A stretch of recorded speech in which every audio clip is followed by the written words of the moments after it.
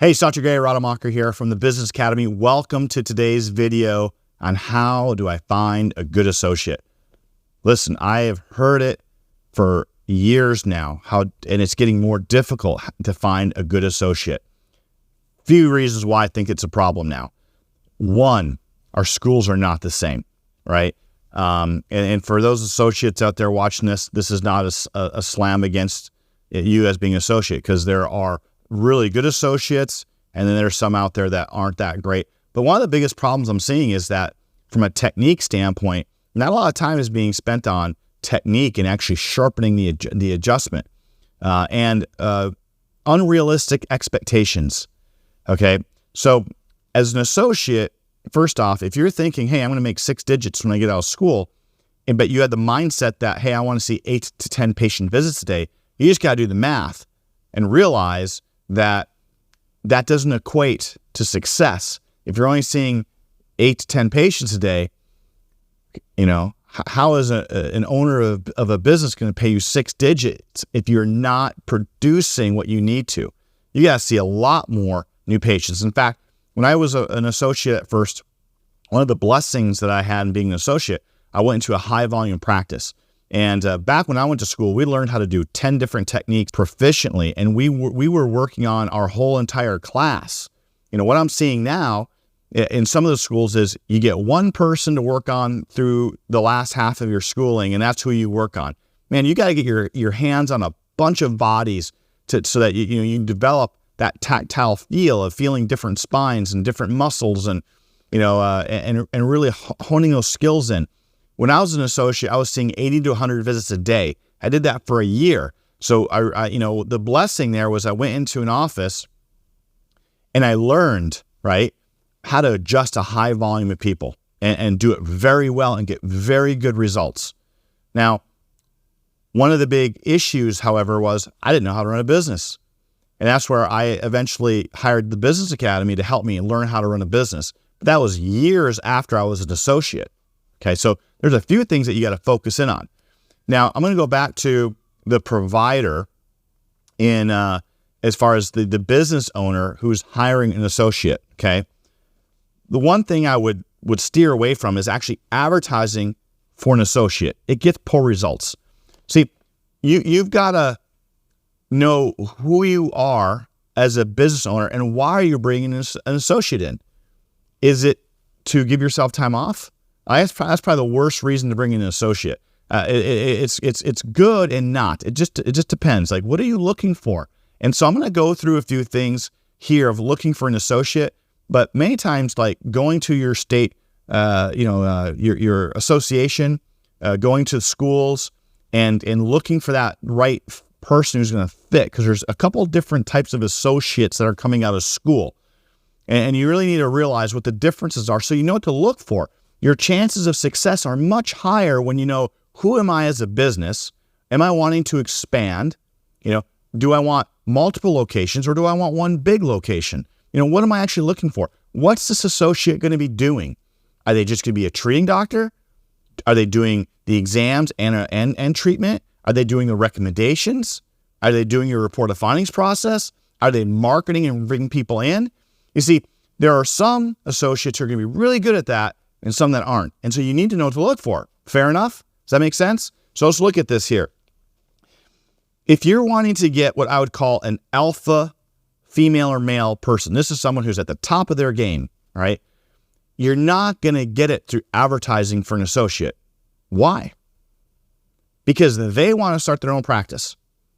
Now, if you have an opportunity for an alpha, well, then they would respond, but you have to have that opportunity written out that they want to own their own business. So if you're looking, for example, if you were a business owner thinking, hey, I want to sell my practice in 2 to 3 years, I'd be looking for an alpha, because they will see working for you for the next 2 years as an opportunity to learn from you, and they're eventually going to buy that practice from you. Okay, so so you have to think in mind, with the end in mind, like, why do you want what you want? Okay. The best way to go get associates, the go-getters, you have to sell them. You have to sell them. What I mean by that is you sell the associate doctor. They will owe you, in fact. It's like when you sell them on you and why they should come work for you, You're teaching them how to be successful. They're not coming to you just to learn how to adjust unless you have a system in place, right? If you have a system in place where you have a machine, a pipeline full of new patients coming in, and you have case managers trained up where they're closing people on care, well, then I don't necessarily need an alpha, do I? I need someone who's just going to be really good at adjusting and who can learn my technique, right? And I can get them to see high volume, and then I can pay them that 6 digits that they want once they can show me that they can actually see that volume of patients after their probationary time. Okay? A couple other just tips on finding an associate. You can find one by going to the schools and doing an educational sales pitch at the school. Sell them on working for you, or do this like advertise in your state association and put on a program for associates to learn, for people who are looking at being an associate. You can do this in webinars as well. So I would advertise that you're giving something of value to the to find these associates. Okay, when you give a presentation, they need to see the amount of money that they are going to lose versus what you are charging. So what you want to show them is that by not working with me, you're going to lose money. So you have to educate them on why working for you is a blessing and something that they're going to miss out on if they do something on their own. So a sales presentation has to get them to see that they're going to lose more than $100,000. They're going to be charged by going out on their own. You got to teach the doctor to be successful. This will get the go-getters. Okay. Now, most docs looking at associate doctor ads only see, I'm only going to make money for the doctor. That's what an associate sees. If they don't see the value in working for you, they're just saying like, I'm just making more money for the doctor. So they're not going to be with you very long. And if your goal is to have someone with you for a long period of time, then your messaging has to be different for the associate. You have to give opportunity to them. Listen, at the end of the day, they should make 6 digits. They're coming out of school $250,000, $300,000 in debt. So you have to have a game in place to get them successful. We do not want to keep an associate down, right? We want to build them up, because if you're focusing on continually expanding, okay, you're either going to get bigger space as you grow and have one big office, or you're going to eventually place this associate that you've trained into another location where now you're business partners, but they have stake in the game. They're an owner. Does that make sense?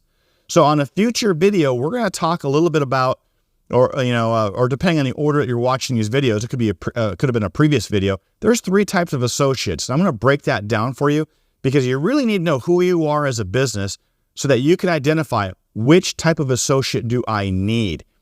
See, if you understand that, you will actually attract the right person to you, and you will get someone onboarded much faster. Because right now what I'm seeing is you're picking up a bunch of rice and throwing it up against the screen, and you're hoping something sticks. But you need to have a game plan, and you need to understand you're a business first. What type of business are you? And there's 3 types of associates. Which type of associate fits your model? When you know that, the game becomes much easier. So I hope that was beneficial for you. We'll see you on the next video.